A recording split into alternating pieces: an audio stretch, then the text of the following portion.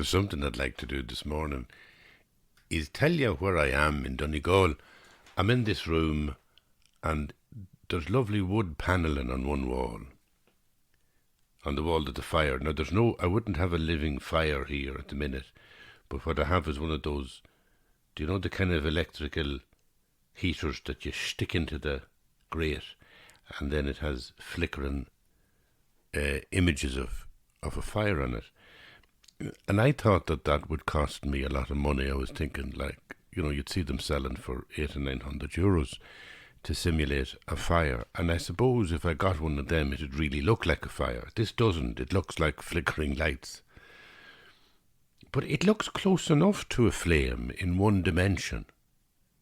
And I've discovered, having had it for about a year, that that's all you need. Just it's like a candle in the room.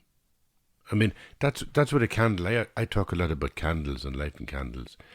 In fact, there's something about fire is so primitive, and we kind of feel assured and reassured with it and by it. And I think that's where all that stuff comes from.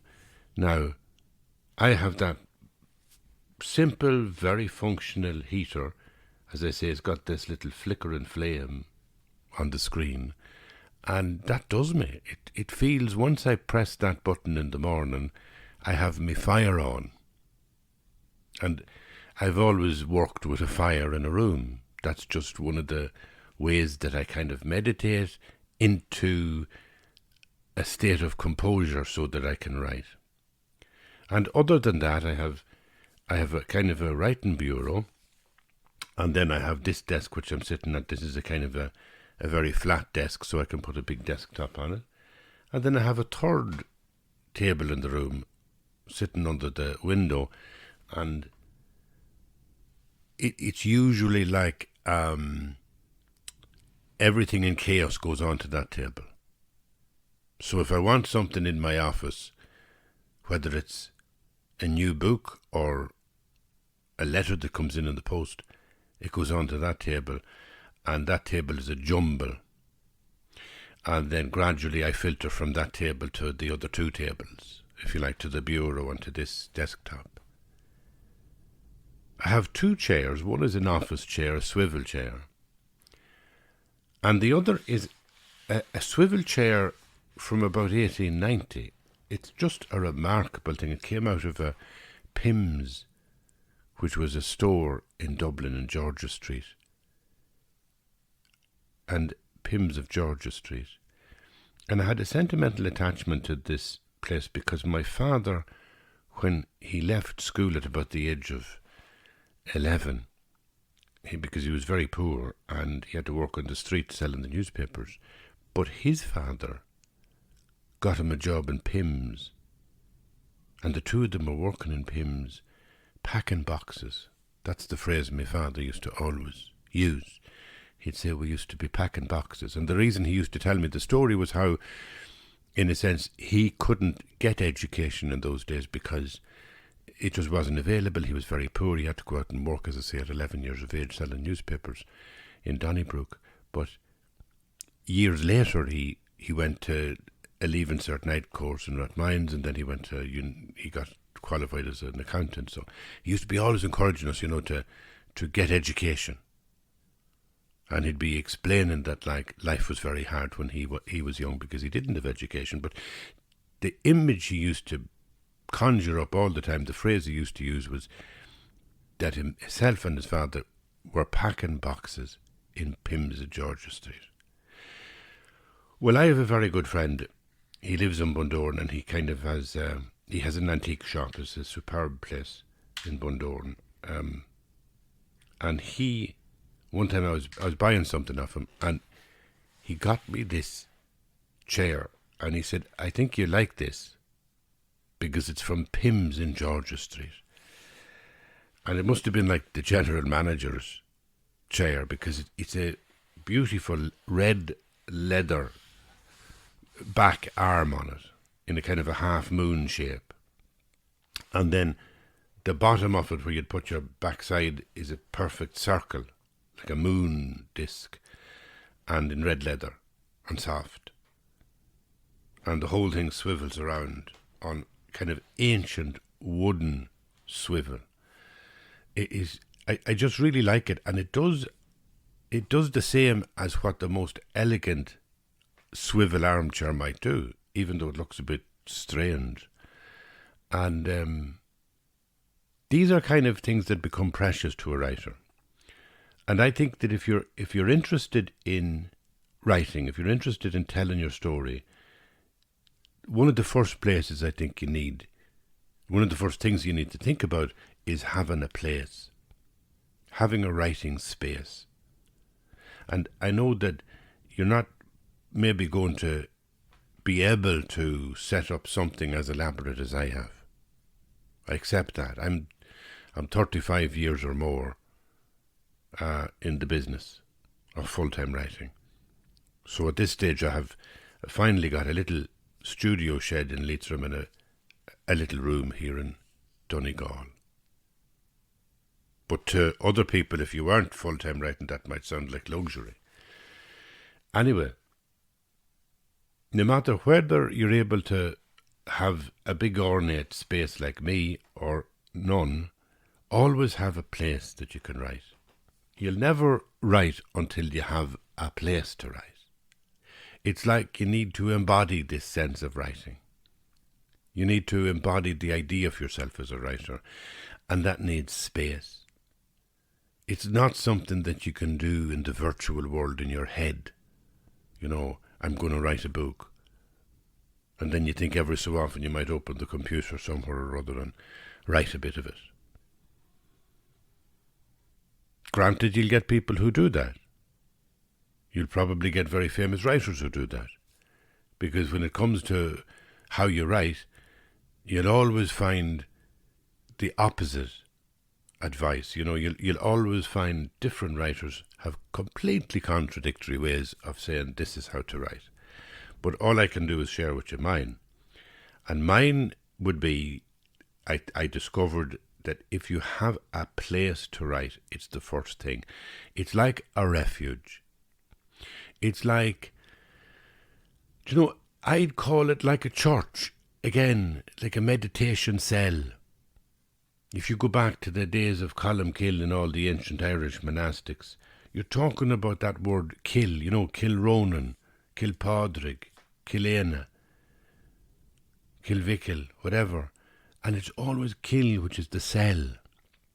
We say it's the church, which it kind of was in one sense, but it very often was the hermitage, the little stone remote place where a monk had built for himself to go and to be alone, to say he was turning his back on the world in order to find God.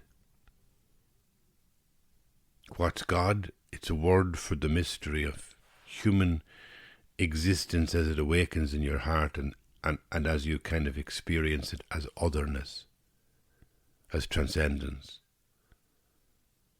It's just a word we put on it, but it did the same dynamic. I think you'll find very rich if you want to write.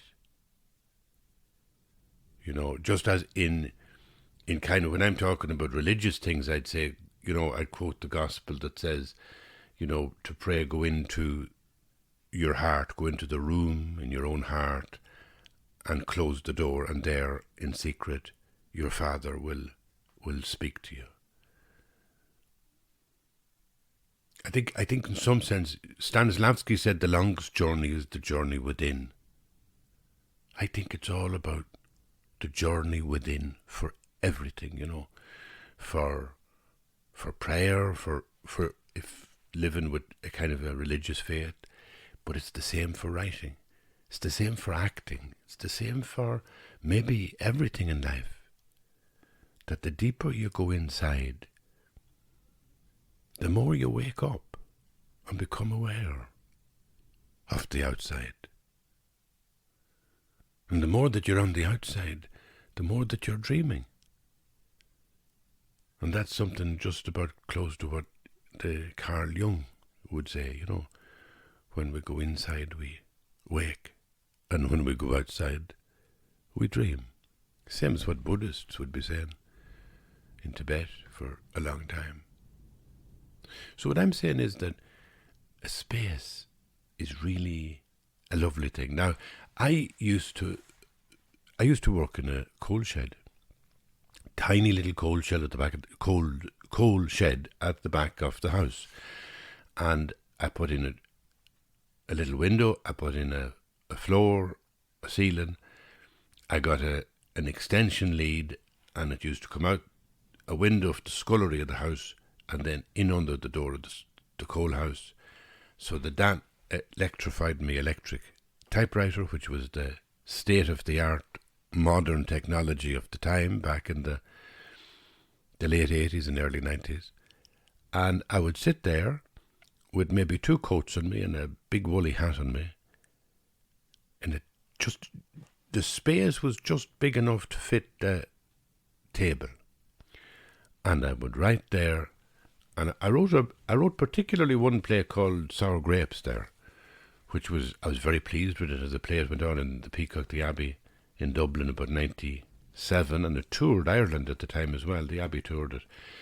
And I wrote that play in a coal shed because we hadn't a penny to put together, and that's as good a writing space as I could muster. And there was another time even earlier, if I go back about 5 years before, when I did the renovation on the coal shed, I thought like, this is great, like this is really luxurious. But before then, I had the same tiny little table in the corner of a tiny little room, which was the child's bedroom. And the child would be sleeping away and wouldn't hear me. And there I'd be writing away. So I've had simple places, but I've still always had the same principle that you need a special place to write. Because I think that writing is like, the still pool where the fisherman waits, and it's like you see nothing, it's all stillness. And then the thing is, don't be afraid of that, wait. So that's like, in religion terms, that'd be like the period of meditation. If you were to do 20 minutes of meditation of a morning, you'd be doing a very fine thing for yourself. And if nothing was happening in that 20 minutes, you wouldn't expect anything to happen, and nothing would happen. You'd see your mind flowing with thoughts and ideas, but you would calm them down, and you'd become more still, more conscious, more present. That's all. That's all. And so, as a writer, you're doing the same thing. You're just going into a space which is dedicated to this one thing, and it could even be just an armchair. I mean, there was another time, even when I had, a nice room being built in 2011, that's when I got my official studio. But even at that time, it was still being built, and I was writing a book called Staring at Lakes, because I had gone really into a physical crash, then I was in a mental depression, and I knew that out of this was going to come a very honest book. And that was the book called Staring at Lakes. But I couldn't go out to the room. It wasn't built at the time, and I couldn't go out to the back coal shed because I wasn't physically well. So the only thing I could do was sit in the corner of the television room. And there was a lot of traffic in and out of that room from, family and different people coming and going. And I used to sit in the corner of it, and I put up my little small iMac. It was about a kind of a 21-inch iMac at the time. And I'd be in the corner.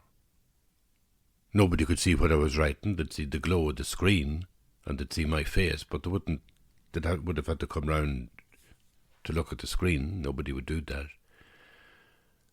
And I wrote the full book sitting there over about 3 or 4 months of that winter, and me not at all well. So what I'm saying is, it doesn't matter where you choose. But one of the first steps, if you want to start writing, is to have a place where you write. could be a shed outside, it could be an attic up on the roof, it could be the corner of a room, it could be a little armchair which is special to you, and that's it. That's all you need. Dermot Healy used to say, you can never write in a beautiful place. His argument was that, Dermot lived on a magnificent cliff in County Sligo, north of Sligo town, and a place called Ballyconnell, townland of Ballyconnell. He wrote a poetry book called The Ballyconnell Colours one time. But it was absolutely astonishingly magnificent in its drama and its big crashing waves on the cliffs and so forth. And he had his little studio beside the house, just with all this around him. And he used to joke, he'd say, because he'd be drawn, I presume he was drawn so often to going out walking on the cliffs and going down to the beach, and he'd say, you can't write in a beautiful place. I tend to agree, disagree, it doesn't matter. I think that I've had my space sometimes in beautiful places and sometimes in very mediocre and ordinary places. And I like them both. But what I do know is you need a place to write. So somebody is saying, well, I'd be interested in being a writer. And the first thing to say is, do you know something? You need somewhere to write. Where do you write? First question I would ask in any workshop, where do you write? Sometimes people say, I don't know, anywhere. Not good enough. If you choose a place to do something, and if that's the only thing you do in that place, it builds up a kind of energy.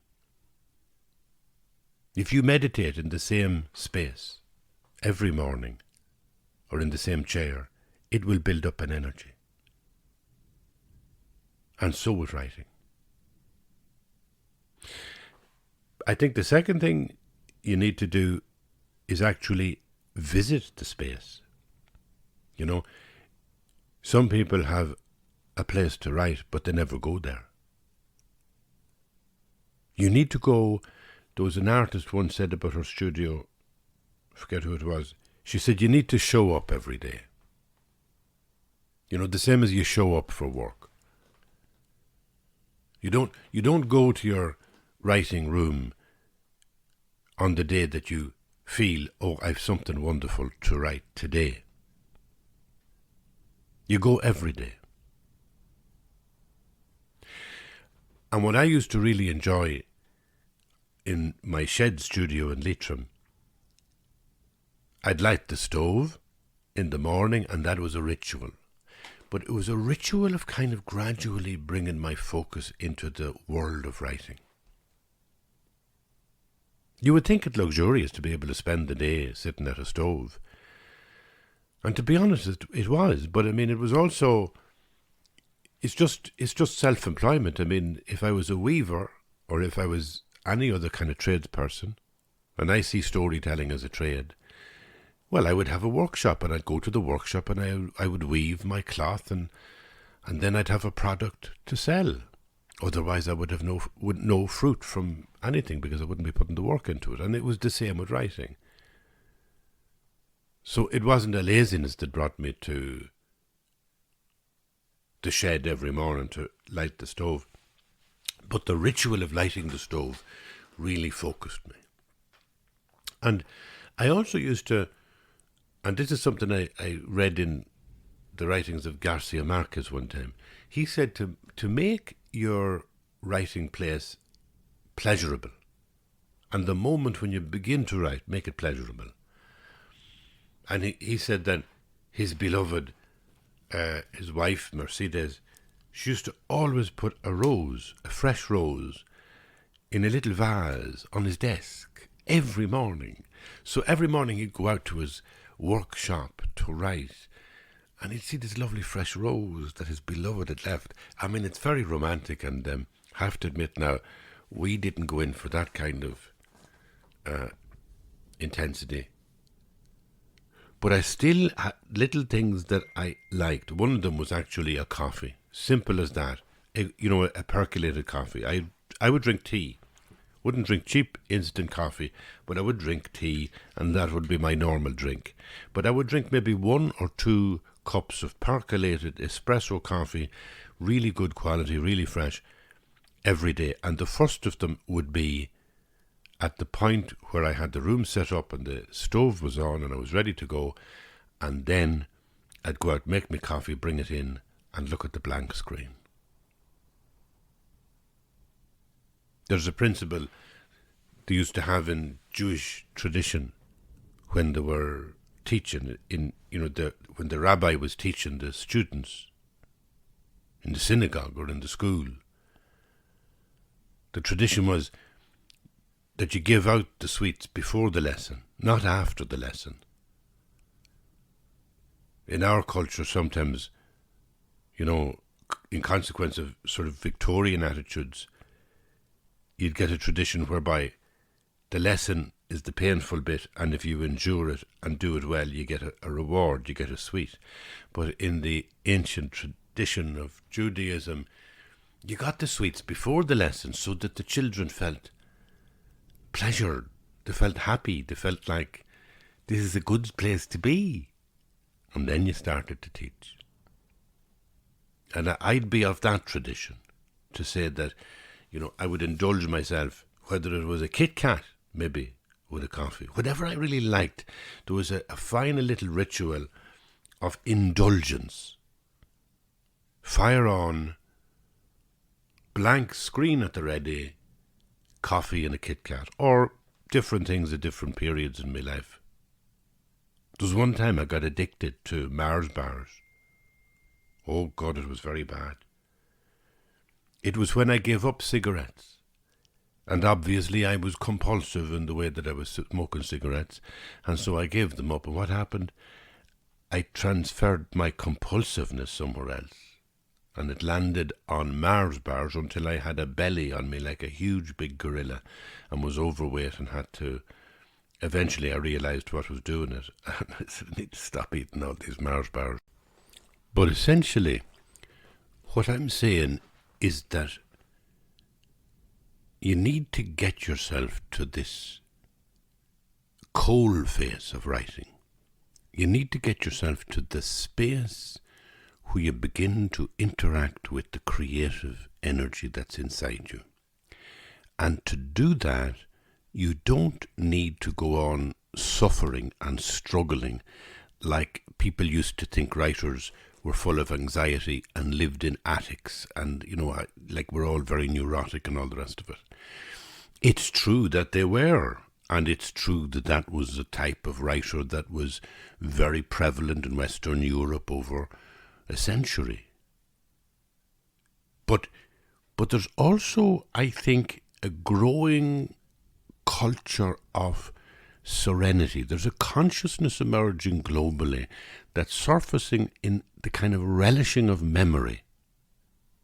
And that's the kind of storytelling that I find personally very valuable, because it's a therapy. And this is where writing for me is a parallel of my faith. It's the same process, just it's a different language. So that in terms of religion, I go to a place inside in my own heart where I encounter a sense of what's the ground of my being, but it feels like transcendence. It feels like I'm talking to somebody else. And then in religion, if I'm doing a faith practice or a mindfulness practice, I use a mentor deity, whether it be Christ or Buddha or whatever other mentor deity you wish, and I use the narrative of that, the mythic story of the religion, to actually express this dynamic whereby I encounter the mystery of being.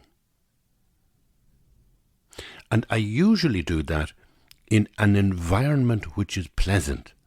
So I may go to a church which is very, very beautiful. I may go to a Buddhist temple or a prayer room, or I may go to a retreat centre, whether it's the Franciscan Ards Friary in Donegal, or Zugg in Beara, or Jampaling, West Cork or West Cavan.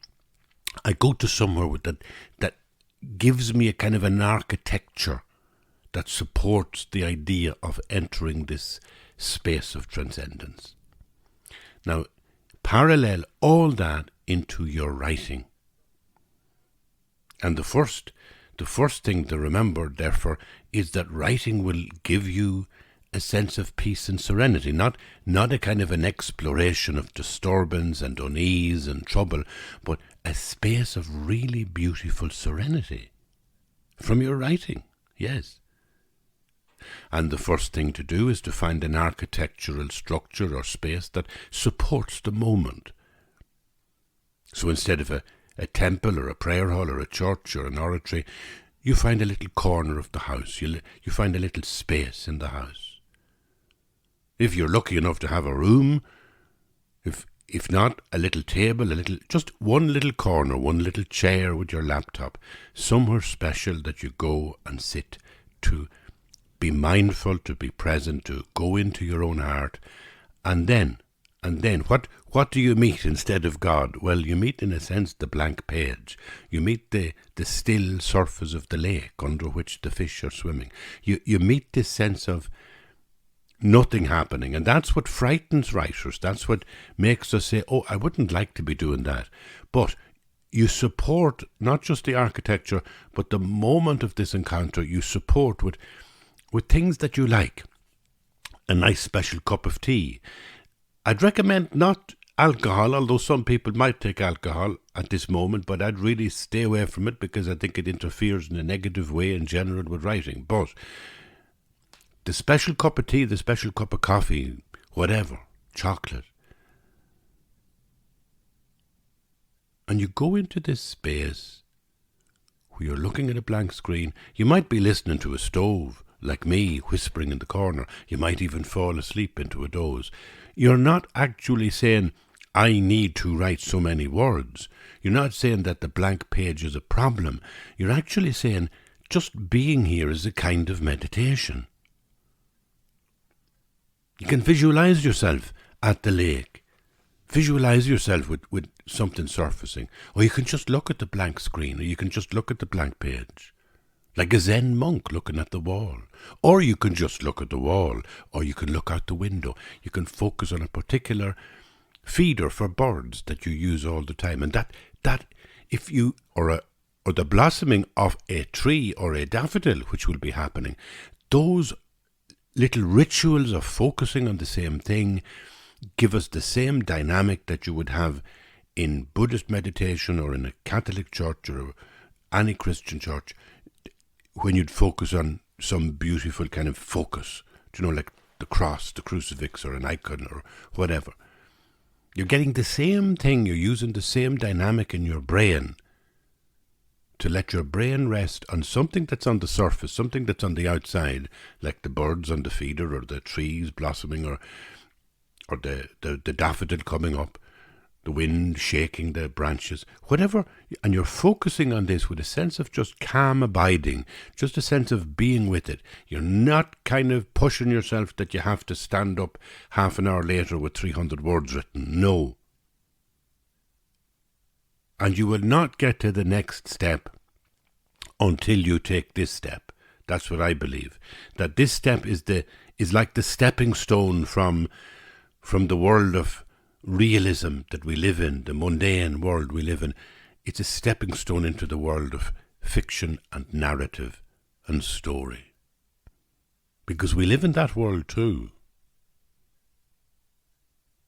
So rather than see the blank page as something frightening, rather than see it as something that you have to struggle with and then you start judging yourself. You see, in that kind of world, there's always somebody behind your shoulder saying every sentence you write, there's a voice saying, well, sure, that's no good. Sure, who'd read that? Sure, that's not interesting. But this is different. This is finding a pleasure in the silence, in the stillness, in the blank page, and knowing that the only rule you've given yourself is, let's say you're going to sit there for 30 minutes or you're going to sit there for 40 minutes or 60 minutes or whatever. An hour can be a really pleasurable time to do this. It's an hour of just resting. Resting in a chair, resting in a space. Get a good chair. Get a chair that you can rest in. A chair that you can write in, but also a chair that you can rest in and reflect in. So there you are, you're in your space, and nothing is happening for 40 minutes, right? Well, let me tell you that if you do what I'm saying, something will happen. Because it is impossible for the mind, unless you have already achieved some extraordinary degree of enlightenment, it's impossible for the mind to stay still for more than a minute, never mind 40 minutes or 60 minutes. So if you confine yourself spatially, if you confine yourself visually, and confine yourself in mindfulness to a sense of being there, gradually the most unexpected things will surface in your mind. It'll be like a dream. It's very like a dream, you know. Last night I dreamt about my white car, my white Toyota car, which is precious to me. And I dreamed also of my cat, and I was bringing my cat for a journey in the white car. And I was stopped at a T-junction where my car was sort of on the uphill, and the T-junction was at the top of the hill. And for some reason the brake broke and the car started moving backwards, rolling down the hill, and I couldn't get it to stop. No matter what pedal I pushed, no matter what I did to the gear stick, I couldn't stop the car rolling back, and it was fierce stressful. It was shocking stressful. And eventually I got to the bottom of the hill. It was in a city, and there was loads of other cars around. And my cat was in the back, not in a box, but in the back seat, and she was really, really stressed. So I started to drive home very carefully, and I was going along a very narrow road, and there was a big truck in front of me, and it was going on the same side of the road, so it was as if like the road was a one-way street, a one-way road, and on the right side was this huge truck. And I thought, it's too dangerous to pass it out because the lane, you know, the aisle is too narrow. So I stayed behind it, but I found that the car was accelerating its speed without my control, and I was trying to stop it. And it was going in underneath the back of the truck, and I was trying to find a pedal that would stop it, and I couldn't find a pedal that would stop it, or at least the pedals I was pressing were having no effect. And the poor cat was in the back, and I was terrified that the cat was going to get too stressed and jump out a window or something. Now at this stage, this was the second stressful crisis, and I was really getting uneasy, and eventually I said, I'm going to have to stop and mind me little cat. And so I saw a gap. There was a bend on the road. The truck had gone off further. There was this bend on the road, and there was a kind of a lay-by. There was a space. There was just a space for one car. And I pulled in there, and everything worked. You know, this time, the steering wheel and the brake, so forth. And I stopped. But just as I stopped, another car had come up behind me and was going in to my left, between me and the ditch, and was so close to me that he scraped the entirety of my beautiful white car on the passenger side. Now, this dream went on like this for a long time. And when I woke this morning, here's the funny thing. I felt very relaxed because the dream had been so bad that it seemed kind of good to be awake. But to me, that dream comes from somewhere deep in my psyche and is telling me something. Now you can guess, that's telling me I'm very stressed. It's telling me something about my anxiety and wanting to mind my vulnerable little cat, and also my precious, outer, shell-like, beautiful car. So I'm kind of worried about my body, and I'm worried about my soul. And I'm stressed about it. But I'm stressed so deeply that I'm not aware of it. And when I go to bed and have a good relaxing kind of wind down towards sleep, I dream good dreams, and that's a good one because it's rising to the surface what's in the unconscious, and it's showing me, look, this is a narrative that needs to be awakened. You need to be paying attention to it. That's what a dream is doing. It's helping you pay attention to your unconscious. Okay, I felt good. I felt like I'd been through a therapy session. And yet it was just a narrative about a car and a cat and not being able to drive and the car being out of control. So that's a story. So the way my deepest inner self speaks to me is in a story. You know, it's very similar to actually what they call I think it's called the midrash, is it? Is it called the midrash in Jewish culture and Jewish tradition? Is the endless evolving of the narratives that reveal the mystery of God's presence, including the story of Jesus, the Logos, the Word of God. This is the story of God. There's another way of putting it, I suppose. You know, the gospel, the story of God.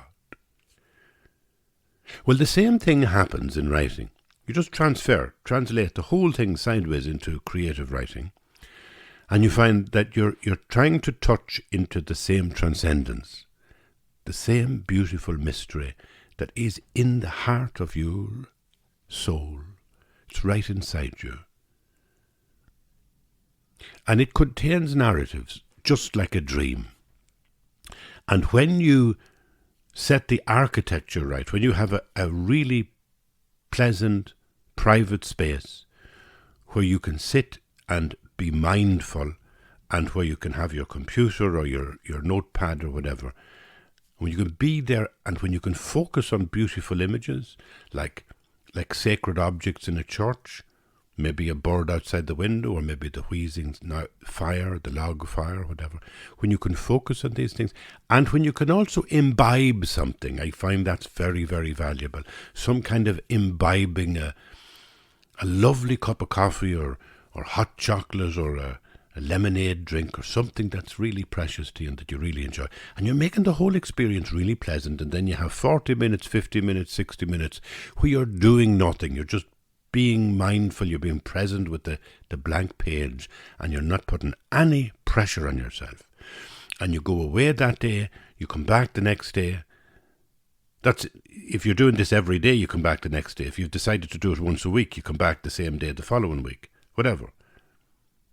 But in some sort of regular rhythm, you return to the same place, you imbibe in the same way, you look at the same direction, you stay with the blank screen with a sense of mindfulness and relaxedness, and it will only, that's the middle stepping stone, and it will only then take another 3 or 4 minutes before things begin to arise in you like in a dream.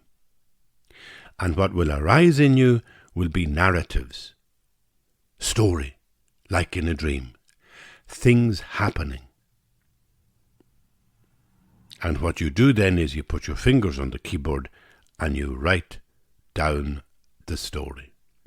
You don't analyze it, you don't comment on it, you don't judge it, you just write down the story as you, and it will be a memory because we're living in the context of our own life. We are products, maybe not prisoners, but we are products of our own life. We are here in this world. I can only live in the world with my perception of the world, not yours. Okay? So this has been the podcast for this weekend. I hope you like this.